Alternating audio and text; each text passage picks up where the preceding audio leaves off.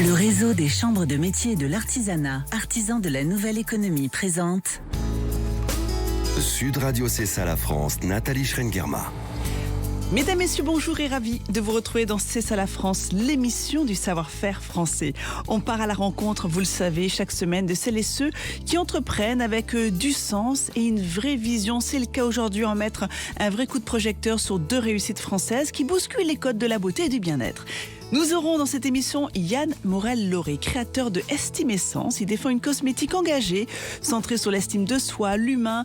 Et de l'autre, les fondateurs de Baïja, une marque devenue incontournable grâce à son univers olfactif, gourmand, son approche joyeuse du soin. Deux entrepreneurs, deux univers, deux histoires, avec un même fil conducteur, entreprendre autrement avec authenticité, exigence et passion. Alors comment créer une marque qui a du sens aujourd'hui? Comment se démarquer dans un secteur aussi concurrentiel? Et surtout, quelle place donner à l'humain dans la beauté? Eh bien, on en parle tout de suite dans C'est ça la France. Sud Radio, c'est ça la France. Et au micro de Sud Radio, Yann Morel-Lauré. Bonjour Yann. Bonjour Nathalie. Vous avez fondé la marque Estime Essence avec cette volonté de placer l'estime de soi au cœur de la beauté. Alors, un mot sur votre parcours, parce qu'avant d'entreprendre, vous étiez salarié, si je ne me trompe pas, dans l'univers notamment de la parfumerie de luxe. Racontez-nous un petit peu ce qui vous a donné envie de passer dans l'entrepreneuriat. Eh bien, déjà, j'ai eu la chance de faire le métier que j'aimais. J'ai commencé comme esthéticien. J'ai passé un CAP, un BTS d'esthétique en 89. Donc, vous voyez, il y a quelques temps déjà. Et avec un papa qui était prof de mécanique auto et qui a été ultra ouvert en me disant attends, pourquoi tu veux faire ce métier, qu'est-ce qui t'amène à faire ça? Et mon envie, c'était prendre soin des autres. Donc j'ai eu la chance d'avoir cet accompagnement de mes parents à une époque où un garçon qui fait de l'esthétique, c'est pas forcément ultra facile.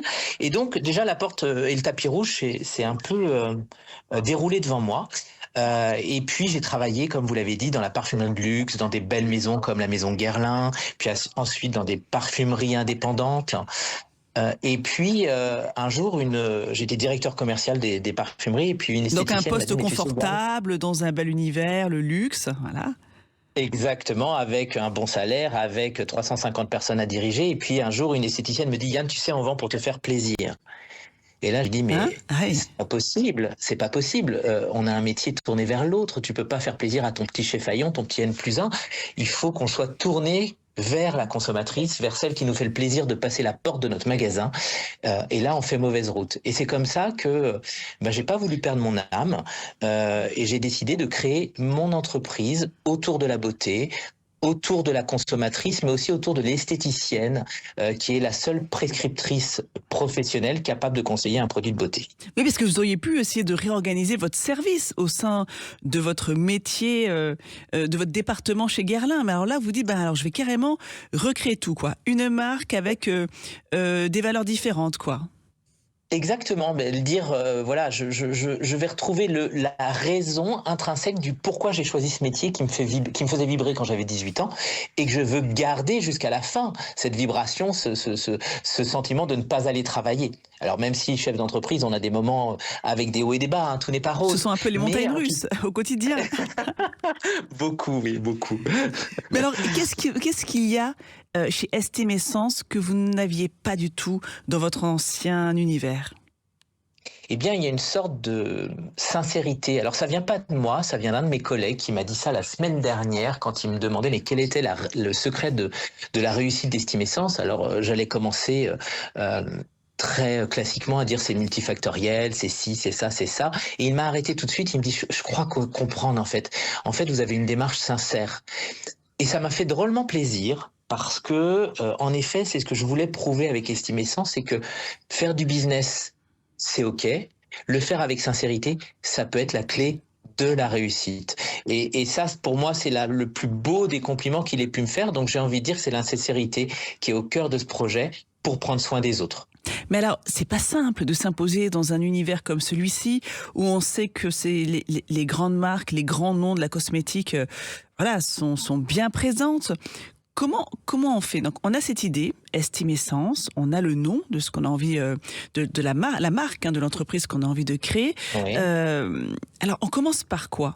Comment fait-on? D'abord, et puis en quoi mon produit, celui que je vends, va être différent de ce qu'on peut trouver dans le commerce. Alors, on se replace en 2009, l'avènement, on commence à parler du bio en cosmétique, même si c'est plus vieux que ça, hein, il y a d'anciennes marques qui ont 50 ans aujourd'hui, mais en 2009, ça commence à bouger, on commence à prendre conscience qu'on peut faire de la cosmétique différemment, et les consommatrices veulent du bio, mais tout ce qu'on leur propose, soit ça colle, soit ça sent mauvais, soit le packaging n'est pas beau, soit c'est pas efficace. Voilà. Exactement. Et en fait, ou parfois les quatre à la fois. Ouais. Donc, un boulevard, moi j'ai le sentiment qu'il y a quelque chose à créer. J'ai la chance de rencontrer un monsieur qui fait de la cosmétique bio depuis déjà 10 ans et qui a une avance extraordinaire sur les galéniques et sur les actifs. Quant à moi, j'ai un feedback très important sur le parfum et je vais allier ses connaissances à lui et mon expérience du parfum pour parfumer naturellement un produit bio et qu'il devienne agréable à l'utilisation. Mais alors, votre marque, donc vous la créez ensemble, donc il y a cette collaboration qui va permettre justement d'avancer. Après, il faut trouver les laboratoires. Il en avait de son côté ou bien finalement vous avez Il en avait de son côté. Ah oui, donc d'accord. il crée le lien. Voilà, il crée le lien.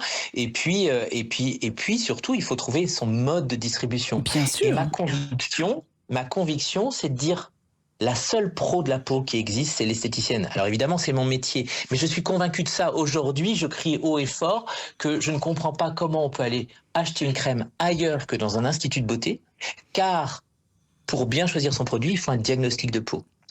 Et la seule personne formée pour ça, c'est l'esthéticienne, qui va devenir ma prescriptrice, en fait. Oui, vos ambassadeurs. En fait, vous les avez trouvés dans votre corps de métier, l'esthétique, un premier. Et du coup, d'où ce choix de proposer principalement votre marque chez les professionnels. Exactement, les instituts, les spas hôteliers et les thalassothérapie où on retrouve aussi beaucoup d'esthéticiennes à travailler. Mais là aussi, c'est pas ça, il faut s'imposer. Parce que là encore, il y a quand même des grandes marques qui sont déjà installées, qui veulent pas non plus lâcher le morceau, qui ont tendance à être là depuis des années. Comment on fait pour être aussi compétitif d'un point de vue... Petit. Oui. Alors, replaçons aussi dans le contexte. 2009, on n'est pas encore dans l'avènement de tous les réseaux sociaux. Ça commence, mais c'est quand même pas ce que l'on connaît aujourd'hui. Donc, on pousse les portes et on va petit à petit, puisque on est une entreprise familiale. Je suis associé avec mon épouse Nathalie, qui elle est juriste à l'origine, qui n'a pas la connaissance du métier. Donc, ça repose sur moi et elle est derrière pour, vous savez ce que c'est, être la femme puissante, la femme qui tient et qui encourage et qui dit oui, vas-y, va par là, va pas par là, etc. Donc on est deux en fait déjà dans l'aventure et ça c'est important. Et puis vous allez voir Fabrice et Elisabeth, c'est aussi une histoire à deux, donc c'est ça qui l'entreprise est drôle. By Jacques, on aura tout à l'heure. C'est là où on voit l'importance d'être soutenu dans ces moments-là, parce que j'imagine que, on le disait tout à l'heure, ce sont les montagnes russes, l'entrepreneuriat. Exactement. Et alors, moi, j'ai énormément confiance dans la femme, dans sa puissance, dans sa force, dans sa stabilité. Et clairement, ma femme est mon socle et je dirais est ma rampe de lancement. C'est elle qui m'aide à faire ce que je fais aujourd'hui, à vous parler avec passion d'un métier qui me nourrit depuis j'ai 55 ans, donc depuis 35 ans. Voilà. Donc ensemble, vous avez réussi à convaincre les différents instituts, les entreprises d'esthétique de vous suivre, de faire confiance à vos produits. Et aujourd'hui, c'est 700 instituts sur la France, c'est 13 pays. Et pour tout vous dire, c'est qu'au début, il n'y avait même pas un packaging en anglais. C'est que dès le premier salon, j'ai des personnes qui viennent me dire vous nous intéressez, on voudrait vous vendre dans nos pays. Et donc, on est vendu en Corée, aux États-Unis, au Canada. Donc, ça dépasse un peu le projet de départ, mais dans le bon sens du terme. Alors après, on apprend petit à petit aussi toutes ces choses qui font que le métier devient multiple. J'allais justement vous demander quel bilan vous dressez depuis le lancement. Vous l'avez fait, hein. C'est-à-dire maintenant, vous êtes présent dans 700 instituts, vous êtes présent dans 13 pays différents, quoi. Donc voilà, vous avez creusé votre sillon, vous avez été patient et ça prouve que même dans des secteurs qui semblent être très, très bouchés, c'est possible d'y arriver. Exactement. Et puis même dans des conjonctures compliquées comme le connaît Covid, la France bien sûr. aujourd'hui. Ah oui. Voilà, alors le Covid, mais même aujourd'hui, on le sait tous, c'est compliqué. Aujourd'hui, on a des croissances à 2 chiffres, on a le sourire, et on avance avec une sorte de sérénité, même si, encore une fois, tout n'est pas simple, tout n'est pas rose et tout n'est pas facile. Quand on croit dans son projet et quand on a des bases solides, une ligne conductrice qui est toujours la même, eh bien, on fait son sillon et on y va. Donc, voilà. Merci beaucoup Yann Morel-Lauré. Je rappelle que vous êtes le fondateur de la marque Estime Essence.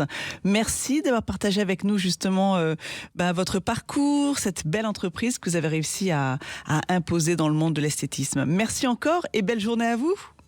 Merci Nathalie, bonne journée à vous. Au revoir. On va se quitter un court instant, puis on se retrouve juste après avec 2 autres entrepreneurs qui réinventent eux aussi la beauté, tout simplement. À tout de suite. Le réseau des chambres de métiers et de l'artisanat, artisans de la nouvelle économie, présente Sud Radio C'est ça la France, Nathalie Schrengerma. Nous voilà de retour dans C'est ça la France et on continue notre immersion avec ces entrepreneurs qui réinventent la beauté. Direction maintenant l'univers sensoriel coloré de Baïja avec ses fondateurs Fabrice Saïd et Elisabeth Arnaud. Tous les deux viennent du monde de la décoration. Ils partagent une même passion pour l'esthétique, les émotions. Ils sont d'ailleurs même passés par l'univers de la banque. On va y revenir avec eux. Puis alors en 2012, ils décident de créer une marque différente, une cosmétique joyeuse, naturelle, surtout ultra sensorielle. Leur idée, transformer le soin en un moment de plaisir avec ces univers olfactifs uniques et une signature feel good assumée. Sud Radio C'est ça la France. Et ils sont au micro de Sud Radio, on va parler avec eux. Bonjour à tous les deux, Elisabeth, Fabrice, merci d'être avec nous. Bonjour Nathalie. Alors, je parlais de décoration, mais alors avant de vous lancer dans la cosmétique, il y a d'abord eu la banque. Oui. Alors racontez-nous un petit peu, on va commencer avec vous Elisabeth. Effectivement, j'ai eu une première vie à la banque. Voilà, où je gérais une équipe sur le marché des particuliers. Donc rien à voir avec l'univers de la cosmétique. À voir. Voilà, après j'ai évolué sur le marché des professionnels, ce qui m'a permis justement d'être au contact d'entrepreneurs et de voir, d'apprendre, de voir ce qu'il faut faire et ce qu'il ne faut surtout pas faire en tant que chef d'entreprise. Et comme j'avais depuis très très longtemps, depuis adolescente, l'envie de me lancer, d'être entrepreneur, et du coup, ça a été une super expérience pour moi. Alors et vous Fabrice, qu'est-ce qui vous a fait basculer dans la cosmétique? Dans quel secteur vous étiez avant? Quitter le salariat pour l'entrepreneuriat? Alors pareil, moi j'ai aussi démarré ma carrière dans la banque, mais depuis enfant j'avais envie de créer mon entreprise. Donc si je suis passé par la banque, c'est parce que c'est l'endroit où on rencontre des entreproneurs et on les fait finance. des amis banquiers, c'est ça? Alors c'est pas forcément les amis banquiers, mais plutôt des amis entrepreneurs oui. Qu'on finance et dont on étudie le bilan, leur façon de faire, et donc on apprend énormément. Et voilà, et c'est pour ça que je suis passé par la banque jusqu'au jour où j'ai rencontré Elisabeth, qui avait les mêmes envies que moi. Et c'est comme ça qu'on s'est d'abord mariés, et puis ensuite on a décidé de mener notre chemin dans l'entrepreneuriat. Mais il y a eu la décoration avant la cosmétique, c'est-à-dire qu'en fait il y a cette envie déjà d'entreprendre. Oui, alors en fait, Baïja a eu 2 vies. La première vie avec les parents de Fabrice, qui justement avaient créé une entreprise dans la décoration. C'était à l'époque où l'oriental était à la mode. Et comme Fabrice est d'origine syrienne, en fait, en Syrie, il y a vraiment un artisanat qui est très très spécial, qui était différent en fait de l'artisanat tunisien ou marocain. Et donc du coup, on a découvert cet artisanat et les parents de Fabrice ont eu envie en fait d'importer en France cet artisanat. Et c'est comme ça qu'en fait Baïja est né. Alors Baïja, en fait, c'est le prénom de la grand-mère de Fabrice, qui signifie la femme heureuse. Ah oui. Voilà. En syrien. Exactement. Et donc c'est comme ça que vous avez d'abord créé la marque, oui. Mais d'abord qui était une marque dédiée à la décoration, voilà, c'était et l'importation de produits fabriqués sur place. Exactement. Qu'on designait nous avec mes parents et on les dessinait. Et on partait du principe qu'un artisan, s'il sait faire une casserole en cuivre, il doit pouvoir savoir faire une table, des chaises ou des tabourets. Enfin voilà, c'était ça l'état. C'était quoi les matériaux? C'était du cuivre étamé. C'est ça, du cuivre. Il y avait du cuivre étamé, il y a du verre soufflé, il y avait différents matériaux et c'était ça qui était passionnant. Nous, on a rejoint l'entreprise familiale pour gérer la partie commerciale pour ma part, et quelques années après, Elisabeth nous a rejoint pour gérer plutôt la partie justement bien-être, parce que quand vous faites des lavabos ou des choses comme ça, vous attirez à vous des spas. Bien sûr. Des gens qui créent des spas et qui trouvent ça original. Et c'est comme ça qu'on a commencé à faire connaissance avec ce monde. Et comme en Syrie, il y avait le savon d'Alep, eh bien, on a commencé par importer le savon d'Alep, mais après, on est parti sur le savon d'Alep liquide, qui était plus fabriqué en laboratoire, et puis des rencontres avec des Jordaniens qui faisaient des produits, des produits cosmétiques à base de produits de la mer morte, comme les sels de la mer morte ou la boue de la mer morte. Et ça nous a inspiré. Puis c'est comme ça qu'Elisabeth nous a rejoints pour gérer cette partie-là.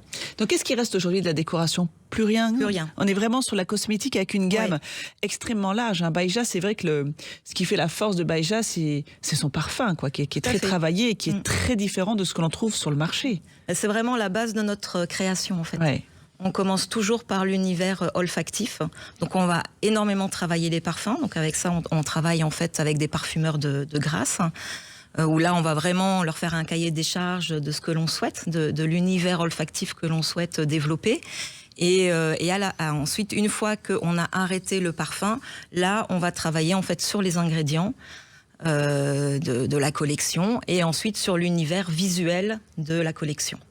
Donc, vous aviez déjà un petit pied dans les instituts, et donc, grâce à cette première, je veux dire, ce premier contact bien installé pour certains, eh ben, vous avez pu développer la gamme Baïja et réussir, Fabrice, à l'entrée justement, à la faire référencer auprès de tous ces professionnels. Oui, le Fabrice, fait de commencer à bien connaître ce circuit de distribution, on s'est rendu compte que, en fait, oui, c'était un circuit de distribution, mais qui avait des produits très techniques, très aseptisés, et n'avait pas le côté plaisir dans les soins.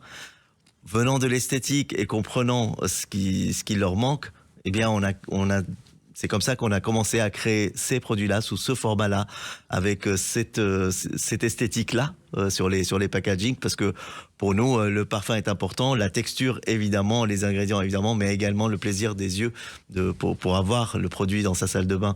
Donc il y a une sorte de désirabilité à avoir. En fait, oui, juste pour préciser, on a vraiment pris le contre-pied du marché à l'époque où on est arrivé. C'était très neutre, c'est vrai qu'on extrêmement neutre, c'était monochrome. On évitait les parfums pour des questions d'allergie. Oui, et puis c'était pas l'objectif de départ. L'objectif de départ, c'est d'avoir un produit technique. Nous, en fait, on s'est dit, mais finalement, il n'y a pas de produit plaisir. Il n'y a pas de produit qu'on a envie d'acheter, sur lequel on a envie de craquer, et puis on va faire de son moment d'hygiène quotidien finalement un moment vraiment de plaisir, de bien-être. Et on s'est dit, voilà, c'est ça ce qu'il faut. C'est pas incompatible, donc pourquoi pas y aller? C'est absolument pas incompatible. On peut faire quelque chose de très sensoriel, parfumé et efficace. Et voilà, et en fait, c'est vraiment vers cette brèche en fait qu'on s'est engouffré. Alors, vous avez connu, Elisabeth et Fabrice, une forte croissance ces dernières années. À quel moment vous avez senti vraiment que la marque, elle décollait de manière significative? À quel moment vous avez dit, là vraiment, voilà, on sent qu'on s'est installé exactement là où on le souhaitait et qu'il y a eu une vraie impulsion? Déjà à la deuxième année. Parce que elle a été créée en quelle année? Donc elle a été créée en fin 2012. Fin 2012. Donc 2013, on a eu une année pleine et 2014, on avait plus que doublé le chiffre et on s'est dit, là, on a tapé juste en fait. On sent une croissance forte quand vous commencez à avoir des appels entrants d'instituts qui comprennent la marque, qui comprennent l'intérêt de l'avoir. Et puis quelque chose qui est encourageant, c'est on installe une marque, mais l'essentiel, c'est que ça sorte derrière. Mais quand vous avez le client qui revient et qui revient et qui revient et qui vous repasse des commandes, là, vous vous dites, OK, ça veut dire qu'on est dans le vrai, ça veut dire que ça fonctionne. Et en fait, je dis toujours ça avant, les instituts, on allait dans un institut sur rendez-vous. Aujourd'hui, on a les instituts qui ont référencé Baïja, eh bien, ce sont des personnes qui viennent juste pour acheter le produit et non pas forcément sur rendez-vous. Et je pense que c'est là qu'on gagne, c'est là que l'Institut gagne. Parce qu'il gagne sur les deux tableaux, sur la partie soins, mais également sur la partie vente. C'est un soin qu'on peut apporter avec soi et l'utiliser à la maison. Alors effectivement, Yann Morel nous disait tout à l'heure que c'était important d'être référencé dans les instituts parce que ce sont de vrais professionnels qui sont vraiment capables de vous conseiller et puis ça crédibilise aussi le produit que l'on propose. Vous êtes d'accord avec ça, Elisabeth? Oui, complètement. Oui. Elles sont très très investies, elles sont très pointues bien sûr. Donc être référencé chez elle, c'est vraiment une marque de confiance. Et forcément, c'est avantageux pour une marque d'être en réseau institut. Mais quand on vous écoute, on a vraiment l'impression que ça n'a pas été très compliqué finalement d'imposer Baïja ou... Je pense à ceux qui nous écoutent. On reçoit souvent des jeunes entrepreneurs qui se lancent aussi dans la cosmétique, qui ont du mal, parce que ça reste, on en parlait tout à l'heure aussi avec Yann Morel, c'est un univers qui est quand même très concurrencé, très concurrentiel. On a des grands noms de la cosmétique qui sont installés depuis des années. Ça a été quoi, une sorte d'alignement de planète? C'est d'abord d'apporter une différenciation. De toute façon, quelle que soit l'entreprise qu'on veut créer, si on n'est pas différent de ce qui existe, on réussit pas. Parce qu'on va se battre sur quoi? On va se battre sur le prix. Si on se bat que sur le prix, on casse les marges et une entreprise ne peut pas être pérenne. Donc en fait, il faut au contraire venir avec une différenciation. Alors cette différence peut être des fois critiquée. Donc, quand on est arrivé sur le circuit des instituts, vous avez les grands noms qui nous regardaient... presque de haut. C'est qui ces petits poussés? Qu'est-ce qu'ils viennent faire? Ils vont jouer un peu, ils vont repartir. Ouais. Et finalement, on s'est imposé sur ce circuit de distribution. Après, bien sûr qu'il ne faut pas viser un seul circuit de distribution. Aujourd'hui, ça n'existe plus. Il faut pouvoir être au plus près du consommateur et donc ouvrir à d'autres circuits également, mais de manière très intelligente et sans oublier d'où on vient, c'est-à-dire ce premier circuit de cœur. Aujourd'hui, quand on pense innovation, pourtant on a plein de circuits de distribution différents, mais quand on pense innovation, quand on pense à une sortie, on pense à nos premières clientes qui sont toujours les instituts et qui représentent la plus grande partie de ce que l'on fait. Alors aujourd'hui, effectivement, dernière petite question, vous êtes donc les instituts, dans les grands magasins, on vous retrouve un peu partout, dans les belles boutiques, on est vraiment dans du haut de gamme accessible, est-ce qu'on peut le positionner comme ça? Donc c'est combien de... Quel chiffre d'affaires en 2025, la prochaine grande étape pour 2026, alors, l'objectif? Il y a une première étape à fin 2023 où on a fait rentrer un capital d'investissement. Ah oui, un fonds d'investissement qui est rentré dans notre capital. Quand on fait rentrer un fonds d'investissement, c'est déjà que ça fonctionne plutôt bien. Tout à fait. Et qui s'appelle qu'on veut se Cyclab. développer encore plus. On a choisi ce fonds parce que justement, c'est des généralistes et ce sont des personnes très humaines. Du coup, on s'entend très très bien avec eux. Donc, ils sont rentrés dans notre capital et l'étape suivante, c'est de structurer l'entreprise pour aller chercher une croissance encore plus forte, et c'est ce que nous sommes en train de faire. Donc on a eu là 2 années de restructuration, d'embauche de nouvelles personnes et puis une première croissance externe en 2025 puisque nous avons racheté la marque Nailmatic et d'autres marques qu'on est en train d'étudier parce que la croissance externe, ça apporte énormément à tout le monde. Merci beaucoup Fabrice Saïd. Et alors Elisabeth, dernier petit mot, pour pouvoir justement se développer aussi à l'international, il y a aussi cette volonté j'imagine d'étoffer la gamme, et donc il y a des nouveautés à venir encore là. Oui, tout à fait. Là, on a ici en avant-première un bouquet parfumé qui fait partie de la prochaine collection donc les parfums d'intérieur qui va bientôt être mise sur le marché. Merci à tous les deux d'avoir pris le temps de nous présenter cette belle success story Baïja. C'est un véritable plaisir. Et merci à vous, chers auditeurs. On se donne rendez-vous la semaine prochaine, comme vous le savez, même jour, même heure et même radio. Et surtout, d'ici là, portez-vous bien. Sud Radio, c'est ça la France. Nathalie Schrengerma. Avec les chambres de métiers de l'artisanat. Artisans, porteurs de projets, apprentis, nous vous accompagnons depuis 100 ans pour faire battre le cœur de la France.